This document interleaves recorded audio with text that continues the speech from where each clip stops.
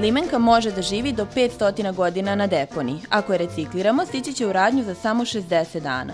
Reciklažom jedne limenke uštedi se energije za 2 sata rada računara, a reciklažom 1 tone aluminijuma uštedi se 9000 litara nafte. To je dovoljno za proizvodnju električne energije koja će osvetljavati jedno domaćinstvo punih 10 godina. Ove potencijale naša zemlja ne koristi, šta više Srbija sve više ima problema sa odlaganjem otpada. Od ukupnog otpada 60% se nosi na deponije, a samo se 1% reciklira. Svaka deponija, planska ili divlja, truje zemljište čineći ga kiselim i nepogodnim za uzgajanjem biljnih kultura. Zato sve češće jedemo zagađenu hranu, štetnu za zdravlje. Ako se nastavi ovim tempom, do 2036. godine sve obradive površine biće deponije. Da nas ne bi sačekala takva sudbina, napravljeno je konkretno rešenje. Zdravo, imaš li praznu konzervu? Gladan si. Njam, njam. Izvolite vaš tiket i hvala što čuvate životnu sredinu.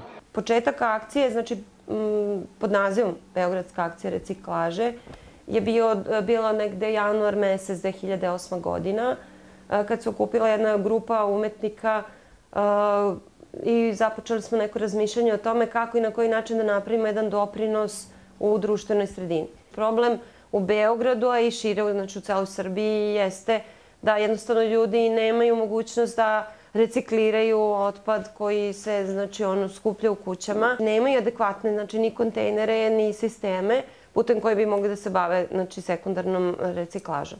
Ovo je jedan doprinos umetnika u javnom prostoru koji nudi koncept koji je zabavan, interesantan. Prevashodno programi koji su napravljeni su za decu i to je Ptica robot.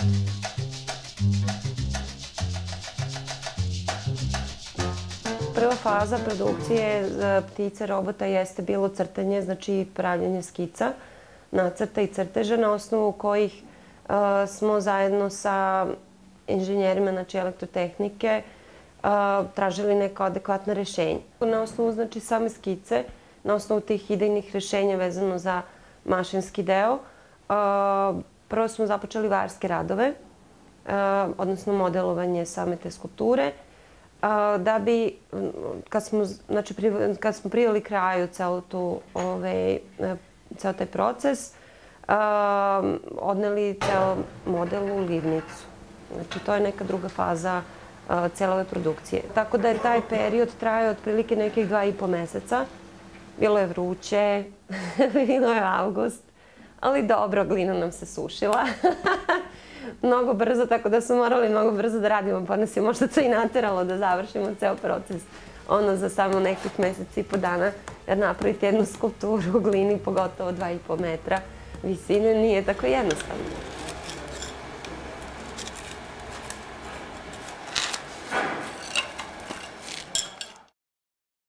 Dimenzije ptice su 2,60 što se tiče visine, a znači ako se šetate u krug oko ptice, to je nekih metar u prečniku, zato što su njene glave postavljene na različitim mestima. Ona nije sama po sebi kabasta, uklopljiva je u sam prirodni ambijent i odlučeno je naravno da se radi u bronzi, obzirom da imamo ideju da ona stoji jako dugo u parku i da naši građani mogu dugi niz godina, i 100 godina i 200 godina, lepo da je koriste i da se sa njom zabavljaju.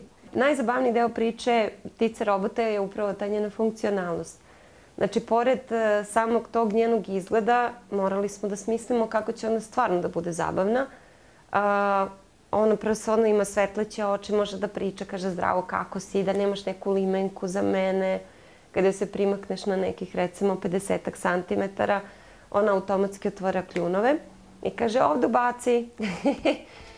Za početak imamo 3 ptice. Imamo jednu koju smo hteli da postavimo u Pionirskom parku. Jedna bi bila ispred opštine Vračar i jedna je za opštinu Obrenovac.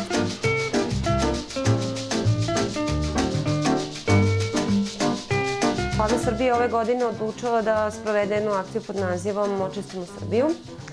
I samim tim, mi svi koji se bavimo tim akcijama se rukovodimo ovom parolom ili, kako da kažem, ovim sloganom.